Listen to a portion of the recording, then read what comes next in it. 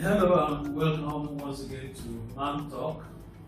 MANtalk is KMEN Global Network's contribution to what has become an essential discussion around kingdom manhood, what we call Christlike manhood, or if you like, positive masculinity. The world is in a state that nobody is satisfied with. And we say that deep in that problem, at the core of that problem, at the center of that problem, is men. And that men are the solution. In the last two episodes of this program, we have been discussing the gender debate. We will continue in that line today. And with me to pick up this topic where we left off the last time is Pastor Dennis Onwe. Thank you very much, sir, for having me in the program. All right, so at the last, as we were leaving the studio the last time, we spoke about the fact that a deep understanding of the Bible shows that God has given men a lot of responsibilities, to the point that if you look at it any other way, you might even think that God has been unfair to the men. And I recall that you said, men, they are actually well equipped by the same God for that purpose. So, as we continue this discussion, can we first of all look at this? What are these responsibilities that God gave men? Praise be to God. The reality that stares us in the face is taken from beginning, from creation process.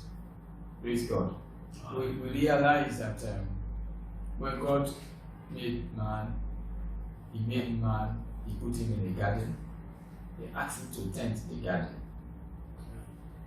All those assignments of man was given to him before he got to the point where God said, there is a need for this man to have a helpmeet. So his work, the work of man, was clearly defined. Tend the garden, you keep it, you make sure that it, and God finds time to even communicate with him. Praise God.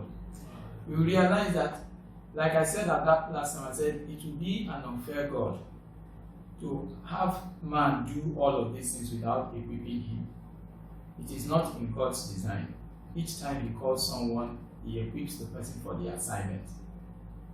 Every time, look throughout the scripture, even those that were regarded as non-entities, when God calls them into an office, He equips them. Their circumstances change because that is His nature. He is the one that justifies.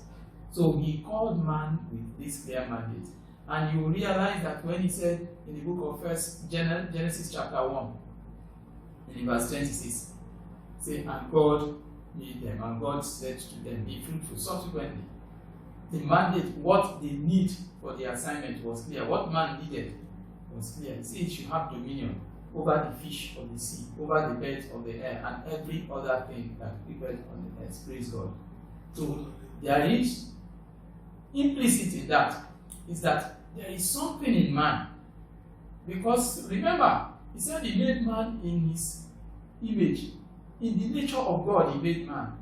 That also means that the capacity in man is the capacity that God puts in him. And it is the nature of God. What is the nature of God? A creative nature. A nature that, turns around things. If you put in a dark place, it brings light into the place. It's left in a forest, it turns into an estate. It is so that equipping is provided in man, and that is why man's assignment. It baffles me the way we are in the 21st century and the issues we are dealing with about man and woman relationship. Have we given it a thought and said in the days past, men were used to having several wives in the African culture, for instance? Polygamy was known. Have we thought, why was this impossible for the men to take care of their large families, large wives, large number of, several of them? They didn't have complaint. We didn't have complaint about man being overworked or the assignment being too much for him. How come the 21st century man with one wife, we are suddenly seeing that same man? Has the nature of man changed? From the day of Adam in the garden to the man of today, is still the same species. It has not changed. So how come the assignment, suddenly we have seen a man that can no longer fend for or stand his ground or fulfill the purpose for his calling? So something is wrong somewhere.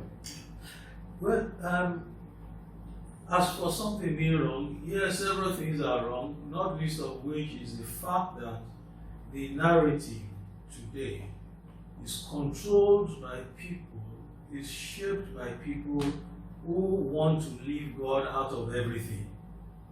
That's a matter that will require for us to look into later.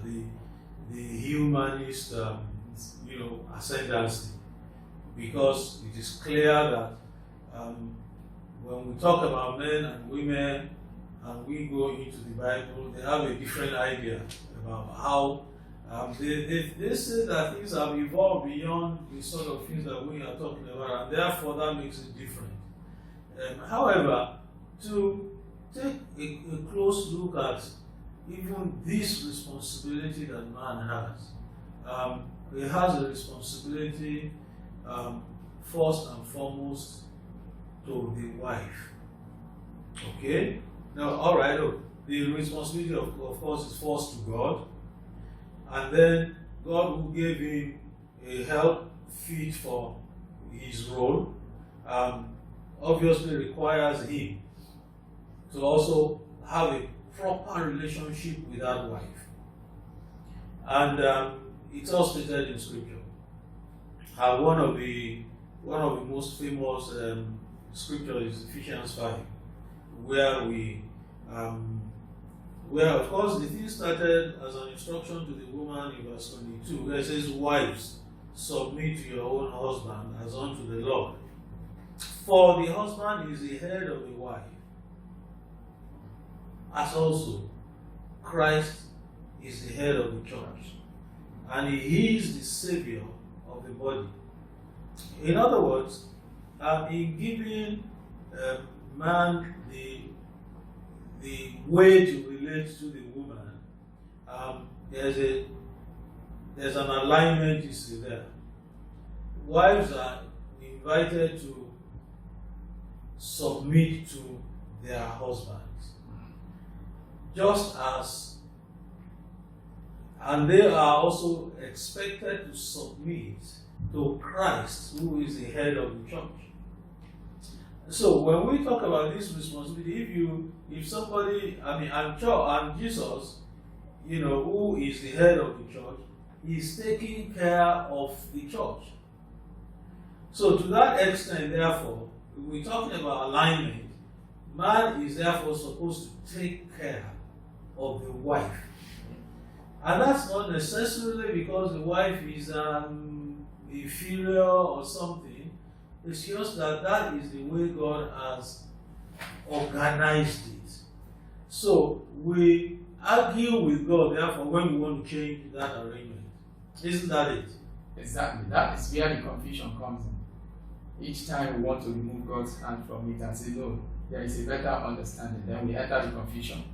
Because what simply happens, the God we serve is a God of order. You find that each time he lays it out, he defines, even when he was telling Solomon to build, when he was telling Moses to build, you see a God that became an architect. He gave specific sizes, instruction on how this, even the wood, everything. And so how come it comes to man and woman relationship, we think that same God has now ought to think differently. There ought not to be an order. Christ is the head of the church. Christ draws his strength from the Father's source. And the church, the man is put at the head of the woman. And you also now think that there is going to be conflict. Each time we reverse or try to tweak with that order, then we enter into a confused state. But what simply happens if there is conflict? Okay. Implicit in this, however, is the fact that yes, man has a responsibility for the wife. The extent of that responsibility is almost frightening when we look in scripture. It's almost frightening because that scripture talks about, in talking to the husband about the wives, says, husbands, love your wives, just as Christ also loved the church and gave himself for her, that he might sanctify and cleanse her with the washing of water by the word, that he might present her to himself a glorious church, not having spot or wrinkle or any such thing, but that she should be holy and without blemish. Now, that's huge. Yes. Many of us men love the submit part.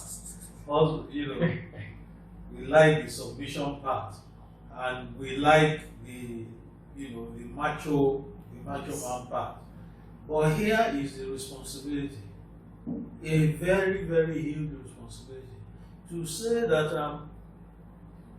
love your wife as Christ loved the church. In loving the church, Christ actually gave his life. Yes. Now we know that there's chivalry, people are, the knight in shining armor thing, which we had had occasion to discuss in this program in the past. So we know that, and which has led some men who do not use God's equipment into violence. We recall that man, those men who fought themselves to the death, as reports had it, because they were protecting their wives, they were siding with their wives. So we do have a challenge there. Are we as men really, really ready for this assignment? That is, if you remember, we mentioned this discipling men, letting men understand what the roles are, what is the calling, what is this assignment. And the truth of the matter is, if a man does not understand it, then we have all these confused states that we are dealing with. You will see that in the beginning, that scripture opened with the woman submitting herself. Then subsequently begin to now align, begin to marshal out what is required of the man. Doesn't that show us some form of balancing? That if you submit yourself, this man owes you this responsibility. So it is always a balance, give and take. But when when you find the state of a confused man, when the society says he ought to be this way, contrary to whom God says he is, then that man is in a state of confusion, and then you see what we are dealing with, the conflict we are dealing with. Because a confused man would not understand that his role he does not need to beat the wife in order for her to understand who he is. The president of this country does not need to come and announce to us that he is the president for us to know that he is the president. Okay, so I guess that we will stop here. We will continue from Ephesians 5 in the next episode. So thank you very much for listening, for watching us. We will continue the gender debate. It looks like this is becoming an extended thing. Yet we need to resolve it so that subsequent discussions can be seen in proper perspective. So from Dennis, thank you very much. Bye from me.